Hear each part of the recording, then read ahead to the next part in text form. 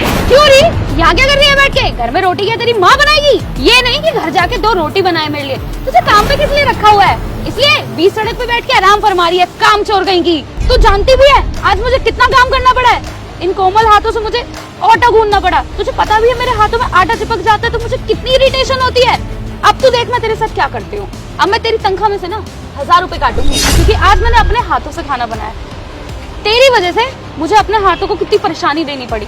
अब देख तू तेरे साथ क्या करती हूँ मैं। नहीं नहीं मालकिन, मेरी तनख्वाह में से 1000 रुपये मत काटना। अगर आप 1000 रुपये काट लोगी तो मैं पूरा महीना क्या खाऊंगी। मालकिन मैं तो घर ही आ रही थी खाना बनाने, लेकिन क्या करूँ, रास्ते में मेरी तबीयत खराब हो गई। अचानक मुझे बीच सड़क पे चक्कर आ गए। वो तो भला हो उन लोगों का जो मुझे बीच सड़क से उठा के यहाँ बिठा गए। चल चल, बहुत अच्छे से जानती हूँ मैं तुझे।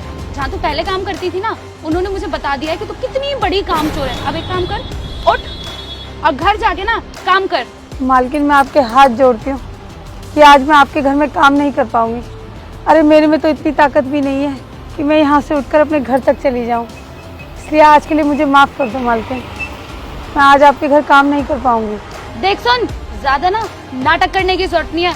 और तूने मेरी बात काटी, तूने साक्षी की बात काटी। अब देख तू मैं तेरे साथ क्या करती। और कान खोल के सुन ले, आज से ना तुझे काम पे आने की जरूरत नहीं है। मैं तुझे काम से निकालती हूँ। मालकिन ये आप ये कैसी बातें कर रही हैं? आप मुझे काम से निकालेंगी? मुझे? अरे आपको तो आए हुए 1 साल हुआ है इस घर में, मैं तो कई सालों से काम कर रही हूँ। आज तक आपकी सास ने भी मुझसे इस तरीके से बात नहीं करी, और आप इतनी बदतमीजी से बात कर रही हैं मुझसे। मैं भी आपकी माँ के समान हूँ। तू मेरी माँ के समान? तू नौकरानी है और नौकरानी ही रहेगी। और मेरी सास ना बहुत भोली है, इसलिए वो तुझे कुछ बोलती नहीं है। मेरी सास बेचारी तो गाय है गाय, और तू इतने समय से हमें लूटती आई है। अब समझूं कि इतना नुकसान कैसे हो रहा है मेरे घर वालों का। लेकिन अब बस बहुत हो गया। अब ना मैं इस घर में आ गई हूँ, तो मेरे रहते ना इस घर का एक बाल भी बाका नहीं हो सकता। मालकिन आप ये कैसी बातें कर रही हैं? आप अगर अभी मुझे निकाल देंगी घर से तो मुझे काम पे कौन रखेगा? मेरा घर कैसे चलेगा? इस उम्र में अब काम भी कौन देगा मालकिन? सुन काम चोर, बाहर में गई तू और तेरा काम। और सुन, कल से ना काम पे मत आ जियो, और जो तू काम पे आई तो मैं तेरे पे ना चोरी का इल्जाम लगवा के तुझे जेल भिजवा दूंगी, समझी?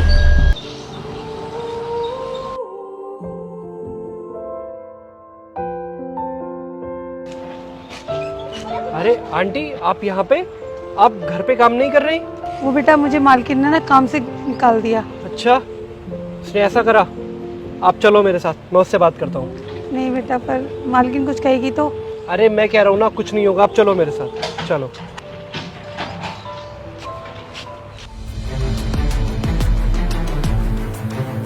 अरे तुझे मना किया था ना यहाँ आने के लिए, तू फिर भी आ गई। बड़ी बेशरम है तू।